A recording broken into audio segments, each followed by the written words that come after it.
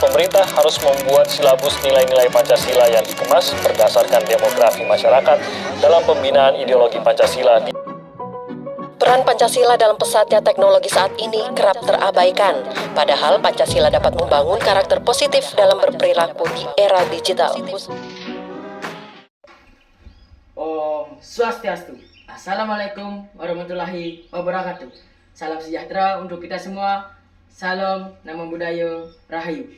Nah, pada kesempatan kali ini, di sini saya akan membahas tentang remedian PKN yang telah diberikan oleh guru saya atas nama Igede Oke Saputra. Nah, di sini saya akan membahas 4 pertanyaan, yaitu dari artikel yang telah diberikan. Nah, sebelum saya membahas artikel tersebut, izinkan saya untuk memperkenalkan diri terlebih dahulu. Nama saya Ikade Kristiat Maja, nomor absen 9 dari kelas 11-2. Nah, di sini saya akan membahas 4 pertanyaan. Jadi, pertanyaan pertama yaitu apa yang dibahas pada artikel tersebut. Nah, setelah saya ulas, artikel tersebut membahas tentang tantangan Pancasila sebagai ideologi negara di era digitalisasi, di mana Pancasila sebagai ideologi negara Indonesia telah menjadi fondasi penting dalam kehidupan berbangsa dan bernegara sejak diresmikannya pada tahun 1945. Namun, seiring dengan berjalannya waktu dan perkembangan teknologi dan masuknya era digitalisasi, Pancasila menghadapi perkembangan teknologi dan masuknya era digitalisasi. Pancasila menghadapi tantangan-tantangan baru yang belum pernah dihadapi sebelumnya. Oleh karena itu, tantangan-tantangan ini perlu dipahami dan diatasi agar Pancasila tetap relevan dan kokoh sebagai ideologi negara. Nah, di dalam artikel tersebut ada juga upaya yang diusulkan untuk menanggulangi beberapa tantangan yang ada, seperti peningkatan literasi digital, penguatan pendidikan Pancasila baik di sekolah maupun di media digital, kemudian penguatan pendidikan Pancasila. Selain itu, regulasi dan pengawasan konten, serta kampanye gotong royong dan persatuan di dunia maya. Nah, kemudian pertanyaan yang kedua, kenapa bisa terjadi permasalahan tersebut? Nah, permasalahan tersebut bisa terjadi karena berbagai faktor. Nah, di sini saya ada 6 faktor. Yang pertama, penyebaran ideologi alternatif. Nah, di era digital, informasi dari berbagai penjuru dunia dapat diakses dengan mudah dan cepat. Nah, hal ini memungkinkan penyebaran ideologi alternatif yang mungkin bertentangan dengan nilai-nilai Pancasila seperti radikalisme, ekstremisme, dan liberalisme. Nah, masyarakat, terutama generasi muda yang sangat aktif di dunia digital, rentan terpapar oleh konten-konten yang dipromosikan pandangan ideologis yang berpotensi memecah belah persatuan bangsa. Konten-konten ini sering kali muncul dalam bentuk yang menarik seperti video, meme, dan tulisan di media sosial, sehingga semakin mudah untuk diserap dan diterima tanpa disaring dengan kritis. Nah, kemudian faktor yang kedua yaitu polarisasi fragmentasi sosial. Nah, kemudahan berkomunikasi dan berinteraksi di era digital juga memunculkan tantangan-tantangan berupa polarisasi dan fragmentasi sosial media. Media sosial seringkali digunakan sebagai platform untuk menyebar narasi yang bersifat provokatif, sektarian, dan memecah belah masyarakat. Fenomena ini bisa mengancam nilai-nilai Pancasila, terutama sila ketiga, yaitu persatuan Indonesia. Nah, polarisasi yang semakin tajam di dunia maya dapat memicu konflik sosial di dunia nyata, yang pada akhirnya mengancam integritas bangsa. Nah, kemudian faktor yang ketiga saya dapatkan di sini adalah individualisme dan konsumerisme. Nah, di era digital ini juga menumbuhkan budaya individualisme dan konsumerisme. Banyak platform digital yang mempromosikan gaya hidup konsumtif dan individualistik yang cenderung bertentangan dengan nilai-nilai Pancasila, terutama sila keempat dan sila kelima, yaitu kerakyatan yang dipimpin oleh hikmat, bijaksanaan dalam permusyawaratan perwakilan, serta keadilan sosial bagi seluruh rakyat Indonesia. Konsumerisme dan individualisme yang semakin kuat dapat mengikis semangat gotong royong, solidaritas, dan keadilan sosial yang menjadi inti dari Pancasila.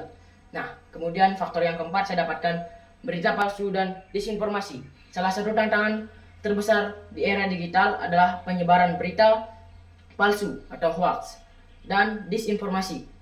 Nah, informasi yang tidak benar atau dipelintir seringkali digunakan untuk memanipulasi opini publik. Nah, menciptakan ketakutan, memecah belah masyarakat.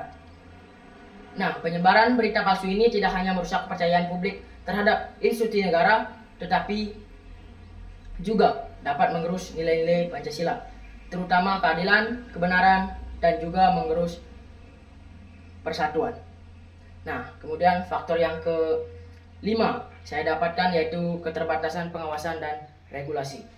Kemajuan teknologi informasi dan komunikasi berkembang lebih cepat daripada regulasi yang ada. Pemerintah menghadapi tantangan besar dalam mengawasi dan mengendalikan konten-konten di dunia maya yang bertentangan dengan nilai-nilai Pancasila. Regulasi yang seringkali tertinggal sehingga ruang digital menjadi ladang subur bagi penyebaran konten negatif yang dapat merusak tatanan ideologis negara. Nah, kemudian faktor yang terakhir atau yang keenam yaitu kurangnya pemahaman Pancasila di kalangan generasi muda. Generasi muda yang merupakan pengguna utama teknologi digital seringkali kurang paham memahami esensi dari Pancasila. Pendidikan Pancasila di sekolah seringkali dianggap ketinggalan zaman dan kurang menarik. Nah, sehingga banyak generasi muda yang tidak benar-benar menginternalisasi nilai-nilai Pancasila. Di sisi lain, konten-konten digital yang menyebarkan ideologi alternatif lebih menarik dan interaktif, membuat generasi muda lebih mudah terpengaruh oleh nilai-nilai di luar Pancasila. Nah, selanjutnya pertanyaan yang ketiga, yaitu bagaimana solusi solutif yang bisa Anda tawarkan bagi generasi muda terhadap permasalahan yang dibahas dalam artikel tersebut. Nah, sebagai generasi muda, saya memiliki beberapa solusi solutif terhadap permasalahan yang dibahas dalam artikel tersebut. Seperti yang pertama, menguatkan literasi.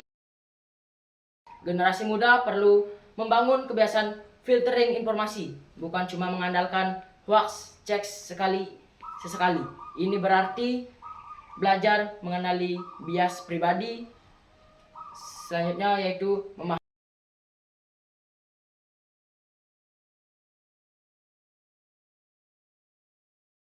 konten. Pendekatan semacam ini lebih realistis dibanding sekadar nasihat. Jangan percaya hoax. Nah, karena akar masalah bukan hanya disinformasi atau misinformasi, tetapi juga kecenderungan kita untuk percaya pada hal yang memuaskan emosi atau opini pribadi. Nah, kemudian solusi yang kedua yaitu membuat konten tadi. Ahli-ahli hanya mengeluhkan penyebaran ideologi alternatif. Generasi muda sebenarnya bisa memproduksi narasi yang lebih kuat, kreatif, dan relatable. Nilai-nilai Pancasila bisa dikemas lewat konten yang sesuai budaya internet, seperti video pendek, meme cerdas, storytelling, atau opini ringan yang mudah dicerna. Nah, ini penting karena tantangan utama Pancasila bukan pada substansinya, tetapi juga pada cara penyampaian yang sering terasa kaku dan tidak nyambung dengan komunikasi anak muda. Nah, kemudian solusi yang ketiga saya dapatkan yaitu membangun polarisasi tidak muncul hanya karena kontennya yang ekstrim, tetapi karena budaya diskusinya dangkal dan penuh reaksi impulsif. Generasi muda bisa berkontribusi dengan menciptakan ruang dialog yang lebih dewasa atau Discord Serpes, IG Live, Twitter, Space, atau forum kecil yang mendorong argumen jernih, bukan adu ego. Dengan cara ini, nilai persatuan Indonesia dipraktikkan bukan lewat seruan moral, tetapi melalui interaksi digital yang menghalangi perbedaan. Kemudian solusi yang keempat yaitu saya mendapatkan merelevansi